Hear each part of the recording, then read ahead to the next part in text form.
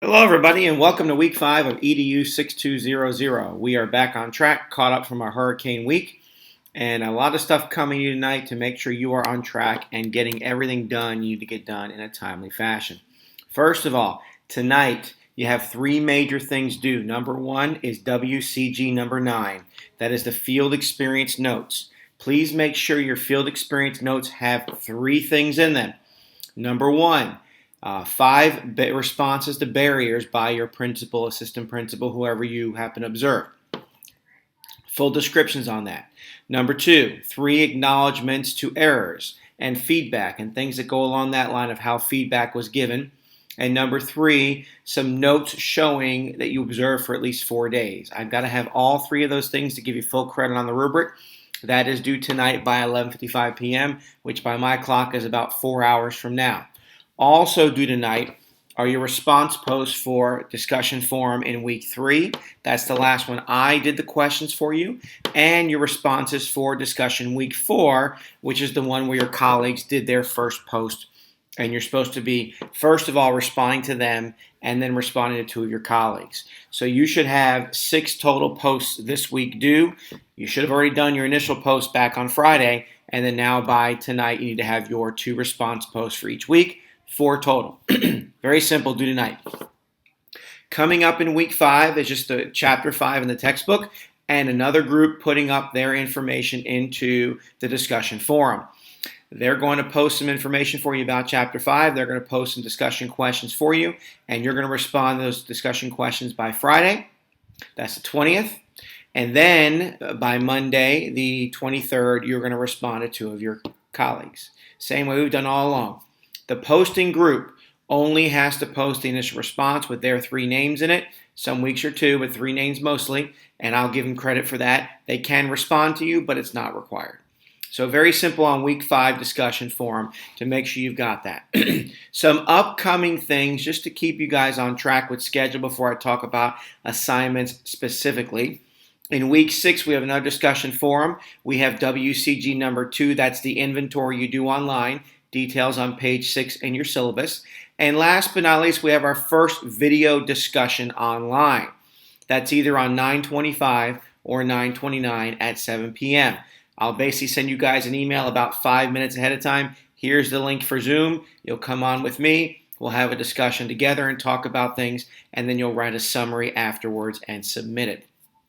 Very simple thing, but a great opportunity for me to present content with you live and also ask questions. So that's going on in week 6. In week 7, you just have the WCG number 3 assignment, the field experience compliance inventory due, and studying for the midterm exam, which only covers chapters 1 to 6 in the textbook. I'm also going to talk a lot about the exam during our online discussion during week 6 as well.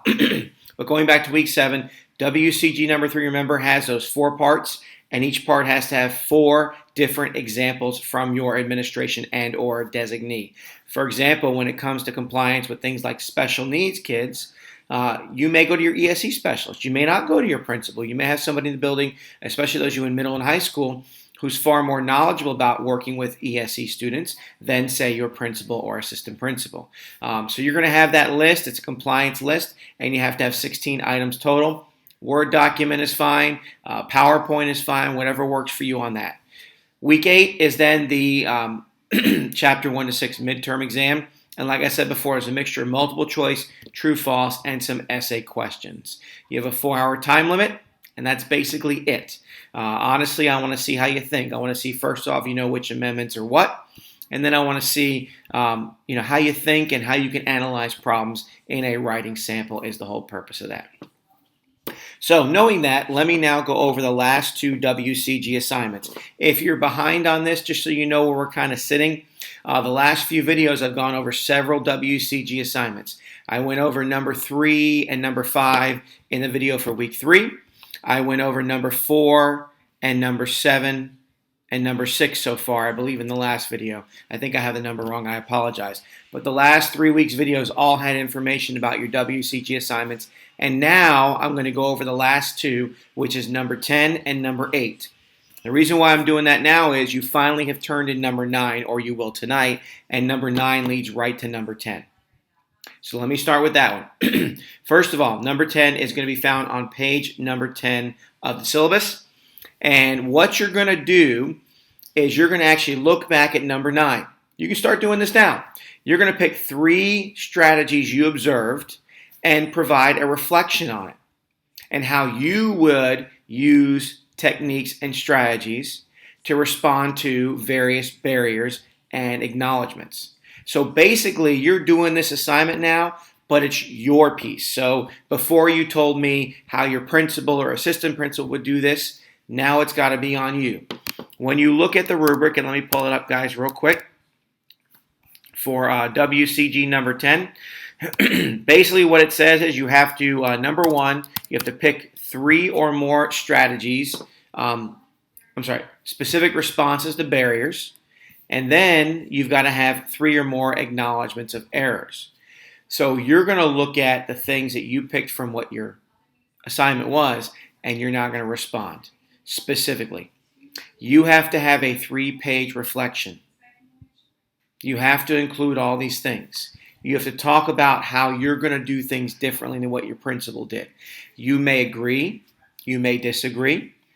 You may say, well, I like this part, but I want to fix this part. This is all up to you looking at how you're going to apply what you've learned to a real administrative position. Just make sure you look carefully at the rubric, talking about 3 each. Now, when you think about that, if you're going to write a paragraph for each one, you should easily get to 3 pages and have some time to reflect on the assignment and how it affected you. So that's WCG number 10, and that one is actually due, ladies and gentlemen, during week 13, so on the 18th of November is when that's due.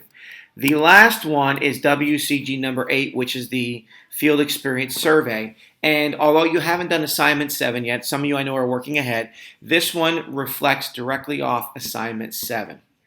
Let me explain how it works. You are going to create a survey regarding parent involvement.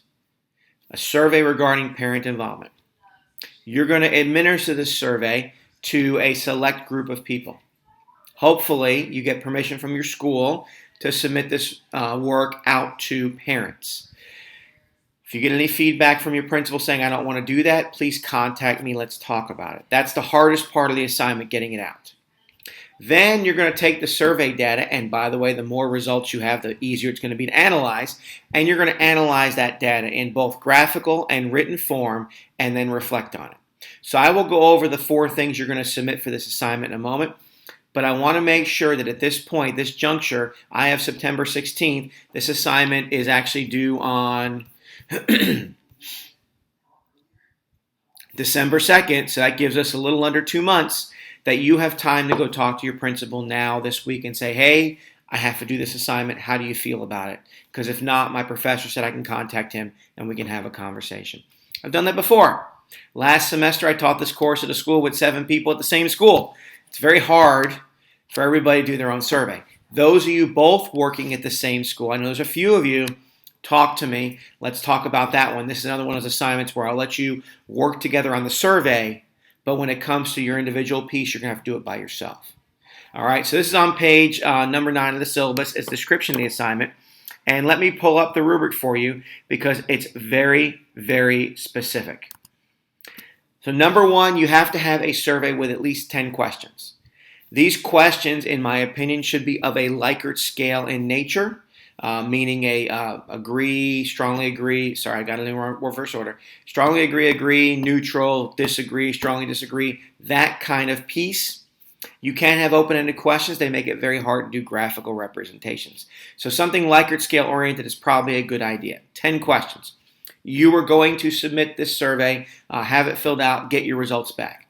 Number 2, you have to graphically somehow, using technology, show me the results. You can create bar graphs, charts, any kind of pictorial display showing off this data and how it came out for each question. So 10 questions, 10 different charts. Number 3, API piece. We always do that. Okay, APA. Number 4, 3-page summary. 3-page summary means this. You're going to explain the same data you just did in the graphs across 3 pages. So for question number 1 on blah, blah, blah, 23% said this, 24% said this, blah, blah, blah, blah, blah. You are going to look at it that way. One of the things you can do is you can look at the data in a way of saying agree and strongly agree would be favorable. Disagree, strongly disagree would be non-favorable. You can combine them to get a more robust sample of information from your graph. Last, oh, by the way, it's got to be 3 pages. Last thing, a 1-page reflection on the assignment. What'd you learn? What are you going to take from this? How are you going to apply it? How are you going to use it in the future? Because honestly, we are in a battle right now. And I know some of you are in charter schools. It doesn't matter. But right now there's a battle for public schools, charter schools, who's getting the money. If parents aren't happy with the school you're in, they're going to go somewhere else. They have that option now. When I was a kid, you went to your local neighborhood school, and that was pretty much it. I had to move my address from my mom's house to my dad's house in 7th grade so I can go to a different school because I went to the worst school you can go to for basically the area I lived in. But I moved. Technically, I still live with my mom. Those are things that don't happen anymore. School choice. People are moving around between public schools, public and charter schools, and now, as you know, the federal or the state government's trying to get more stuff for private schools. So that's WCG number 8, the last assignment you'll turn in. And by the way, feel free to share this information with me. Let me look at it. Dr. Richmond, can you look at my survey ahead of time? Can you look at this piece I'm doing for the summary? Any of your assignments, you give me at least 24, 36 hours to look at them. I will give you feedback before you submit it. Not a problem. I know for number 9, I've been giving a lot of feedback saying, hey, do you want to redo this? As we go further in the assignments, they're going to stack on top of each other. If you notice, for several weeks, you have 1 assignment a week due. I'm not going to have time to look through them ahead of time and say, hey, do you want to do that? But because of the way this worked out for us, and some of you submitted early, I've been giving some feedback to you ahead of time on number 9. All right, last thing tonight, because I will talk about these chapters again when we get into the textbook in week 6 video format. Talk about chapters 3 and chapter 4. The last video that I did before, I did chapters 1 and 2.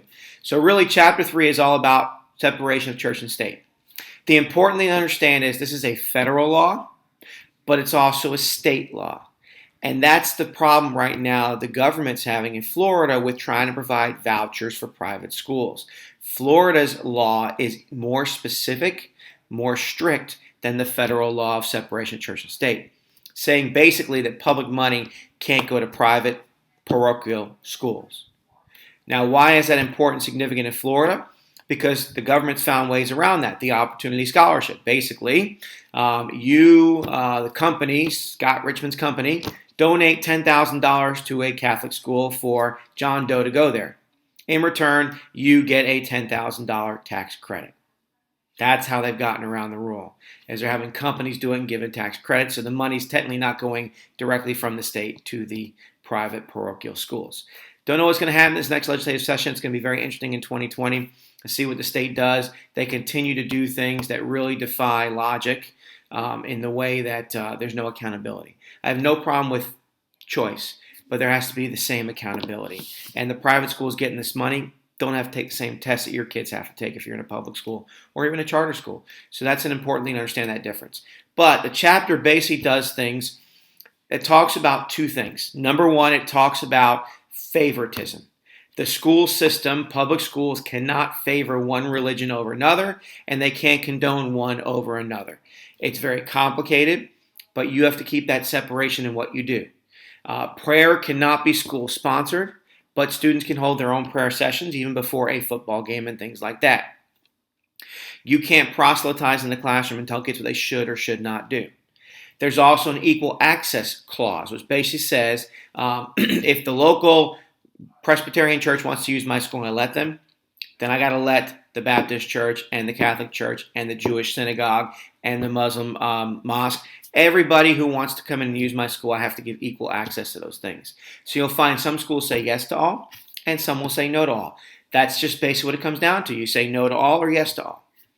Establishment clause prohibits the establishment of government religion, but it does not prohibit students or individuals from believing and practicing their own religious practices within reason. Kids have a bit more leeway than adults do, just like we found in that's a later one, in Tinker versus Des Moines and the other cases related to First Amendment rights.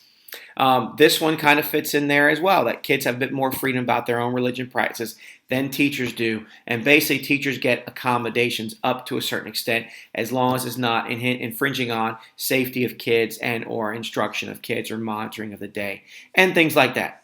So that's chapter 3 really in a nutshell of what it comes down to. Chapter 4 is talking about curriculum and censorship and all these things that come into what's going on right now. If you watch the nation as a whole, it's very, very interesting. Florida hasn't gotten in the censorship piece yet, but some states in the Midwest, Kansas has been involved in that, where they censor certain materials, things like Harry Potter and other things that are popular get censored because they happen to be witchcraft and things like that. So it's a really interesting chapter in looking at things and looking how things get censored, but also looking at how the courts try to stay out of it. They really do. There's academic freedom, but it's different. So post-secondary, like here with this class and you guys, as long as I maintain the same state requirements, I can do basically whatever I want. In a public school, in a K-12 situation, you've got some limits to what you can do. There's only so much you can do academic freedom-wise. You have to stay within certain restraints. So that's an important thing. The last two things in the chapter are really important. I'm going to ask you to refer to them. In particular, copyright compliance. There are 3 components about copyright compliance I want you to read about. I want you to take some notes about. We're going to talk about it in the online discussion video in week 6. Copyright compliance. Don't forget that one. Also, fair use doctrine. I mean, some things have copyrights but can be used for educational purposes. For example, for many, many years, I've done trainings on leadership. You know where I find some of my best leadership things and teamwork things? Pixar films. That's right, Disney Pixar films. You're talking Bug's Life, you're talking Toy Story, you're talking Cars and Up. And I find some great things in those movies that I've used in clips for educational purposes. I'm not showing the whole movie. I'm not copyrighting the movie. I am just using a clip to example something out. So that's really what Chapter 4 is all about. The curriculum and copyright is the biggest piece in there, is where people get into trouble in that aspect. So that's it for week 5, and woo! 17 minutes, enough for you guys to watch. But don't forget, assignments due tonight from both weeks 3 and week 4. Next week, week 5 is due, which is discussion forum. I believe the group already has their stuff ready. Those of you getting ready for week 6, you want to contact me now and say, hey, this is what we're looking at. Go ahead and do that. Let me look at it for you before you submit it. But that's about it. I'll be back later this week with an email follow-up to make sure we're on the right page of everything. And then I'll see you guys again real soon.